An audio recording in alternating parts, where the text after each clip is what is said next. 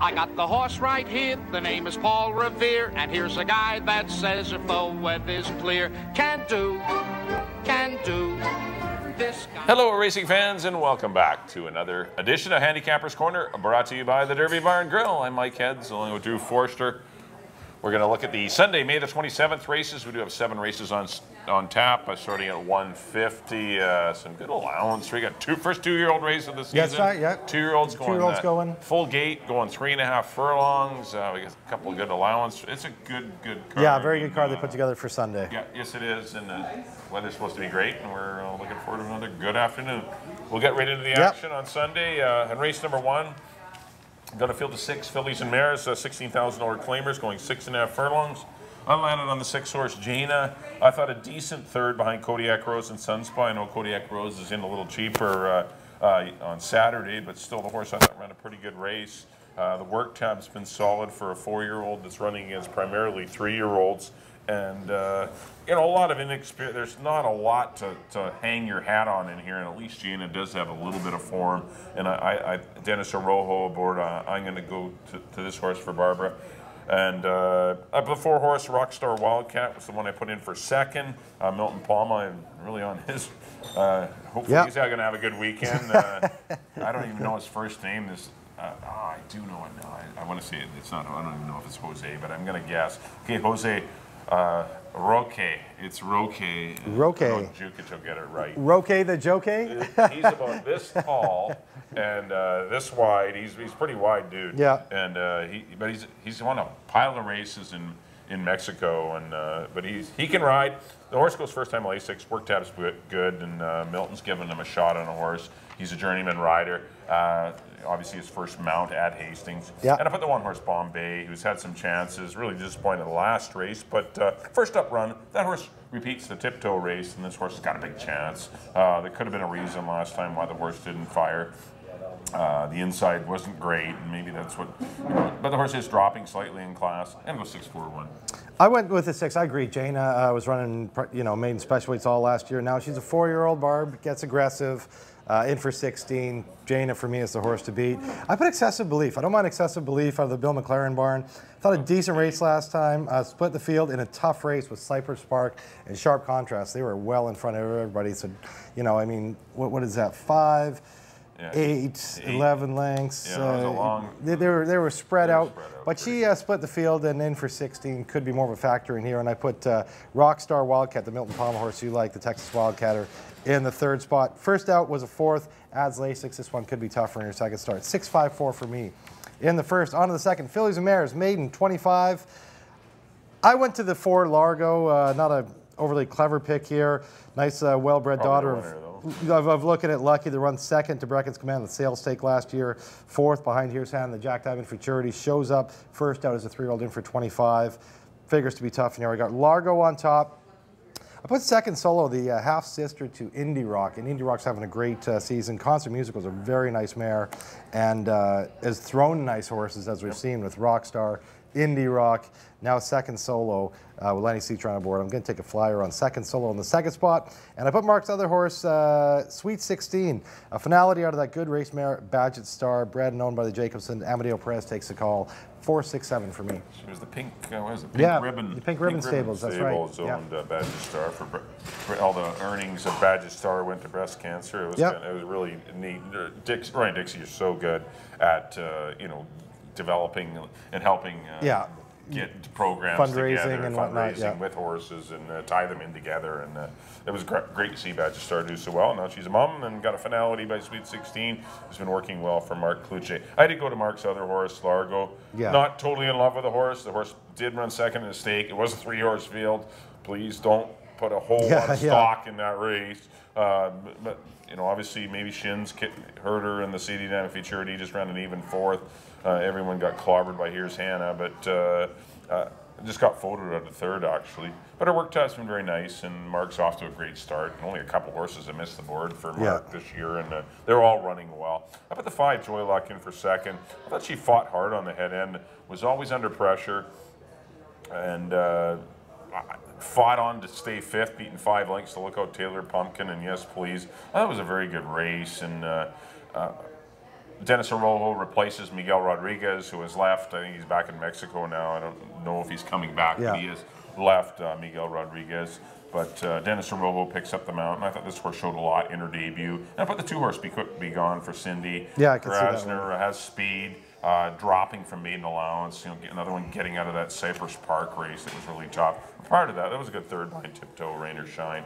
And I thought it was a noteworthy race, and David Lopez jumps in the yard. So I thought, I tried those 3 anyway. But it's a wide open race, you're right. The first or second solo and Sweet 16 are both got a chance. Even Mousy for Gilker. This horse has got a shot. Nice, well-bred. That's a good race. And, but I went 4-5-2 in race number 2. On to the third race, 6250 Claimers, going 6.5 furlong.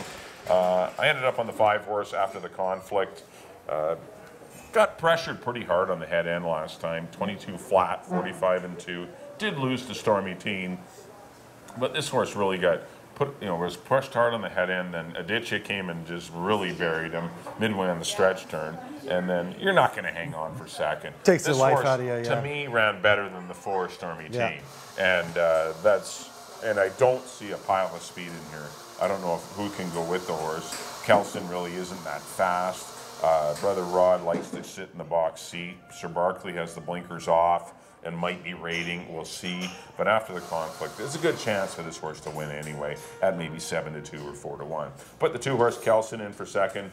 Pretty easy wire-to-wire score. That was in an on-3, 8,000. This is definitely a step up in class. Yeah, the not waters a get huge deeper. step up. But I mean, I know the claiming price is lower. But this is open 62.50, and this is a little more difficult. And I put the 3-horse Brother Rod. Pretty impressed with his run last time in a 4. I was between Brother Rod and Stormy Teen. Stormy Teen, I thought, took the best of it and ran a good second. But for me, I didn't love anyone in here. After the conflict, I liked just because of his pace presence. And after that, it was 2, 3, 4, and even the 6. I don't mind him without the blinkers, Sir Barkley. But 5, 2, 3. I did go to Stormy Teen. I thought that was a good race behind Aditya. It was a good race. And it was his first start, and I could see, it was after the conflict's second start, I could see Stormy Teen moving forward. But with Stormy Teen on top of Kelson, I agree this horse. Come out with 8 on 3. The waters get deeper here, but I mean, absolutely demolished the 8 on 3 category, and it needs to be respected here, especially the way Glenn Todd, Aaron Greider are going. And you're a top horse after the conflict. I like in here as well. I mean, that's another one that's obviously in the mix here in a race where you can make a case for about everybody. I did go 4-2-5. It's a good competitive It is a good race. It's not one race you can hang, love it. Yeah, it's not a single race. On to the 4th, Babies. Got the Bambinos running for the first time, going 3.5, full field of 9 with one of the also eligibles. I'm taking the easy way out here. Glenn Todd has won the first 2-year-old race. I know, last 100 years. Yeah, 6 out of the last 7 years or something like that. So I'm just going with his 2 on top. I can't tell which one's better. I'm assuming that Vintage Man is better because he gets Greider, who's the barn rider. But Scott Williams gets some live mounts out of this barn too. So I went Vintage Man on top of Move On. They're both not only out of the Glenn Todd barn, they're homebreds of his. Vintage Man and Move On. And the other one that looks like he's got a big shot in here is Numani's Reward out of the Jim Brown barn, a well-bred son of Numani. They paid about $27,000 for at the yearling sale. Leo Shaw did. He's got nice works, nice 36-3 out of the gate most recently. I love the post too. The further out you get, the more advantage it is in these 2-year-old races. That one's in here with a big shot. I went 3, 4, and 8. Yeah, I went to Numani's Reward. I agree. The Norma and Leo Shaw horse, the Jim Brown trains, 47-4, 36-1. He's looked good in the mornings. And this, I don't know if he's a total 3.5 furlong horse, but he's looked really good. It's tricky. 3.5. You can't make any mistakes. You have to break well. Yeah. You have to do everything right. That's why I like him being on the outside too. No room for error. It's not like you're going to make up ground if you do something silly. You walk out of the gate or something. Or lose your focus for a 16th of a mile in the race. You're not going to make up that ground. So you need to be on your game. But he's looked good in the mornings, and I'm going to try him to defeat the Vintage Man, the Glenn Todd runner, out of the good mare Champagne Gal. She was very nice, a gray mare that. Campaign here, and it was Shelley Todd, Glenn's daughter's horse, and she had quite a bit of talent, short career, but it's good to see her now having a Texas Definitely Wildcat. Got a gray, Champagne Gal is gray, Texas Wildcat are gray, and they got a gray, and the work tab's been excellent. And as you mentioned, the barn does extremely well with their babies. And the 6, I put the 6 Proud and Loud in for Craig McPherson, a River's Edge runner that has nothing super fast, 36-1, 37 out of the gate, 24-4. But a proud citizen, out of an Eltish mare. There's some Kentucky bloodlines. And the barn is noted for getting the horses ready to win early. Yeah. The Rojo shows up on the horse. They're going good guns too right now. And the barn's going really well. Rivers Edge and Craig are doing awesome. All their horses, if they're not winning, they're hitting the board. They're doing excellent. But there's a lot of chances here. Dino's got a couple in here. One didn't make it in, but might make it in after scratches. Yeah, Bugsy. Bill McLaren's runner, the 2-horse Snappy Ginger, has excellent works. Bellamore, that's a... Isn't that a half to the good one that Brian Giesbrecht had, Lana Demore? It could be. I'm pretty sure Mark it is. Robbins is the breeder. Yeah. But Backseat Rider out of Backseat Becca, Bluegrass Cat. Backseat Becca was a great 2-year-old, yeah. Yeah, and works aren't fast, but still, Backseat Becca was an excellent 2-year-old and has thrown good 2-year-olds. Yeah. And Summerland for George Gilbert, he's at Otero's was very nice for your dad. Yeah. And it's discriminating. Again, she was best at 2. There's a lot. Like quickly going through the field. This is a nice field of babies that are obviously seasoned enough to be at the races. And I just think the best one's the 8. It just looks like on paper. I went 8, 3, and 6. On to race number 5, maiden $25,000 claimer for 3 and up. This is for the boys, going 6.5 furlongs. The 9, Titus Command, I thought was really impressive. First time out when running 3rd behind Next Otis, who came back to win, and just lost a photo for 2nd to Lucky Ending. This horse did kind of blow the course. Kind of was 5 wide a lot of the race. It's Curry Powell, who I believe is left to go to Winnipeg. Rode him next time out as he jumped up to maiden allowance. Got booked with the chances are. They went fast, 22-2, 45-4. The chances are put him away, but it cost him late in the race. But this horse failed, but still gets in light with 104 pounds. Lenny Seacher, I think it's Lenny or Leary, whichever one. I can't tell them apart. I don't know, LA or I can't tell them apart on paper or in person. They are identical twins, the Seacher boys. But I got to try the 9, Titus Command, to get the lead. I didn't see a lot of speed in the race. I think he's going to get to the front. But the 3-horse RW Stanley, pretty impressed with his first up run in the slop. He didn't break great, rushed up down the backstretch, still boxed on well.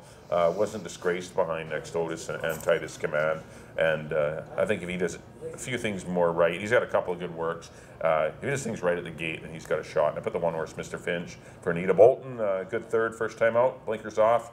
Ran a decent race for 16, up for 25, and we'll see how he goes. But I thought those were your horses. I've left out Finally Famous and include Quinn, some lightly raced horses with excellent pedigrees of great race mares. But I went 9-3-1. I did go to Mr. Finch. I went to the 1-horse. I thought it's compromised in his first start. 22-4, 46-3 over a very kind of, it's one of those tracks where it was tiring and you saw those horses come home slow. Still only got beat a length and 3/4. I'm going back to Mr. Finch, Anita Bolton firing on all cylinders right now. I put Finally Famous, Rivers Edge. We just talked about Craig McPherson off to a great start. Only had 1 start as a 2-year-old. He's out of that great mare Regal Red by Finality, and I could see him having a fair bit of talent. So I put him in the 2nd spot and include Quinn out of Monashi. The first Monashi to run here. In a while. In a while. There was one that made it here eventually. But he's an include for owner, breeder, Ole Nielsen, Mark Kluche, of course, going good. Gets a barn rider, the guy they like to go to, Amadeo Perez aboard. So that's a good sign for his first start. 1-4-5 for me in the 5th. On to the 6th, maiden special weight for 3 and up Colts and Geldings. Field of 11. Actually, I overlooked the 11 in here, your topic. I don't know how I missed the Phil Hall Peter Redekop horse, but somehow I overlooked him. I went to Panhandle. I mean, Panhandle's your horse to beat. That's the horse to beat. Anyways, ton of trouble last time. Just ended up getting beat a neck by Fort Mac, but he was flying late. Just such a, he's like, is he ever going to break his maiden? He runs these huge races and runs 2nd.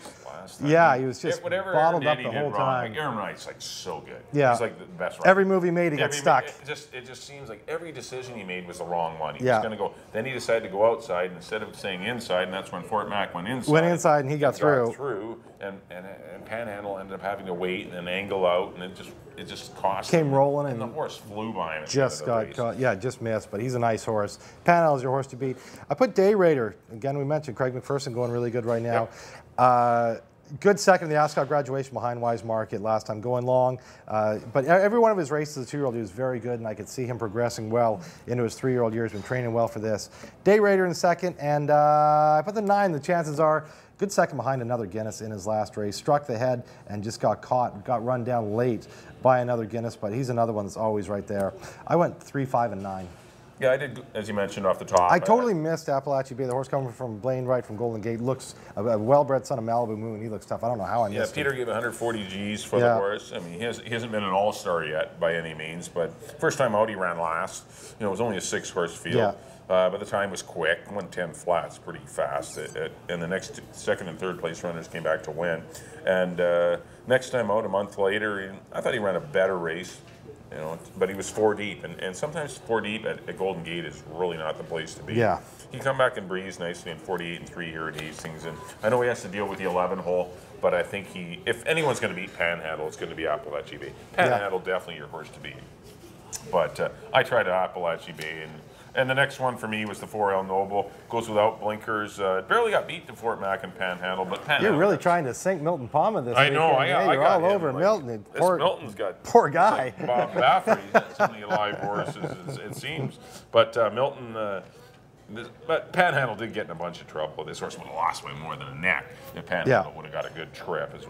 And goes without blinkers. I went 11, 3, and 4. I thought those were your 3 horses in race number 6. And the 7th and final, 16,000, or it's an non-winners to allowance, 16,000 purse. 3-year-olds going 6.5. A good race. Yes, the 3 European getting back into allowance company, and this must help this horse. Good runner-up effort first time out the Boundary Bay. Hooked into, and I'm positive this horse had blinkers on in the Boundary Bay race. They did not add blinkers off of a great performance. He's worn blinkers right I through, don't think so. I'd have to check that out. But European's the horse in here. There's a little bit of speed in the lineup. You can sit the trip just in behind. I think this horse is really live. The Steve Bryant newcomer for the Big Fly Stables, Optic, I thought was worth a mention. Broke his maiden for 20, and those are the toughest horses, but still ran hard on the head end, 21 and 4, 44 and 3 on a track that was rated a 19 variant. That's really quick. Then has since come back to run a couple of not great races, but still battled on the pace in both of them, and I just didn't see a lot of speed in here. I think he can get the lead. And he's going to be tough to catch, and European's going to need his best, I think. And I put the 5 another Guinness in for 3rd. Good win first time out. Took him a long time to get there. But first time out this year, or second time out this year, but it took him a long time to get there. But he finally did reel in, the chances are, in the stretch in 119. But Fort Mac, I didn't pick him in the top 3 because I worry about what kind of trip he's going to get. He got a perfect trip to win last time. Like, Rojo gave his horse, like, made every decision right. Where I know where Aaron wanted to be on Panhandle, and it just seemed like everything favored Fort Mac the way the race. Where horses were tiring in front of them, and Fort Mac got the best of it. But I went 3, 4, 5. I left out the one, which is a bad one. Maybe. Give me some slack. I went to Fort Mac. I just, they paid a good price for him. Lance and Kim did at the sale. If it was mile 16th, I picked him for sure. Yeah, he's kind of was kind of very green. I watched obviously all his races closely last year. Watched a few of them with Lance, and Lance said, he's taken a while to figure it out, and I really feel like this year. Lance or the horse? Maybe both. We love Lance. It's my man, Lance. No, he's cool. I just feel like as a 3-year-old, he's really figuring it out, and I thought his first race was good. The way that he went up through horses last time is showing another step forward for him, and I just think this is a horse that's really going the right way. This is a big test for him, but I'm going to try him. I went Fort Mac on top. The other thing too, Rojo had other options in here, and he's stuck with Fort Mac. You don't expect to get the 8 hole, but I mean, no, he's live. Yeah, so I went with Fort Mac. Give me some slack. This horse, kind of an unlucky race last time. Took him a while to get going, and then Next Otis was already kind of gone, and he couldn't quite catch Ezekiel and Next Otis, but I could see him moving forward. He gets Amadeo Perez. Amadeo Perez and Mike Anderson have been teaming up well so far this year. Give me some slack in second, and Optic, the horse you mentioned from the Southern California circuit. Kind of the wild card in here, but as you mentioned, he's got good speed, and that's always dangerous on this oval. 8, 1, and 4 for me in the 7th. That's the nightcap. That'll do it for our analysis. Up next on screen will be our picks. Mike, as always. Back in race number 1. You're Here up we go. first. In race number 1, I went to the 6 Gina. Both Drew and I agree on Gina. I went 6, 4, and 1. Race number 2, I went to the 4 Largo. We're on the same team there. I went 4, 5, and 2. Race number 3, I went to the 5 after the conflict over the 2 Kelson and the 3 Brother Rod. Race number 4, I went to the 8 New Manny's Reward for Jim Brown and Norma and Leo Shaw, 8-3-6 for me in the first 2-year-old race of the season. Race number 5, I went to the 9, Titus Command over the 3, Miss R.W. Stanley, and the 1, Mr. Finch. Race number 6, I'm going to try Peter Redicop's Appalachie Bay, number 11, over the 3, Panhandle, and the 4, El Noble. And the 7th and final, I went to the 3, European. I'm going to go 3, 4, and 5. On to my picks, there we go. Back in the first, as Mike mentioned, I agree with him. Number 6, Jaina over the 5 and the 4. In the second, I went to the 4, the Mark Pluche runner, Largo over the 6 and the 7. In the third, I went to the 4, Stormy Teen over the 2, Kelson, the 5 after the conflict. In the fourth, the Baby Race, I went to the Glenn Todd runners on top, number 3, Vintage Man over the 4 and the 8. In the fifth, I went to the 1, down to the rail, Mr. Finch over the 4 and the 5. In the sixth, the maiden special weight, I went to the 3, Panhandle, looks to be tough in here, over the 5 and the 9. And the nightcap, very good allowance race to end the weekend. I went to the 8, Fort Mac, over the 1 and the 4. Well, that'll do it for this edition of Handicapper's Corner. We wish everyone lots of luck on their wagers on the Sunday afternoon program. Don't forget, first race at 1:50. Our next live cards will be next Saturday, June the 2nd, and Sunday, June the 3rd. Don't forget Belmont, Saturday. 2 weeks away. June the 9th. Yep. If you can't make it out to the track, please do get a hold of Drew. Here 2 weeks away. 536-2978. 2978, give us a call. And get some reservations. It will be packed in here. Is Justified tries to become yet another Triple Crown winner. Locally bred. Locally bred. Cool. Like John Gunther, the breeder, lives in Langley. This will be a lot of fun. But big day, June the 9th, as the Belmont is fast approaching. But our next live cards next Saturday, June the 2nd and June the 3rd. On behalf of Drew, thanks to everyone for tuning in. We'll see you next time here at the Derby Barn Grill.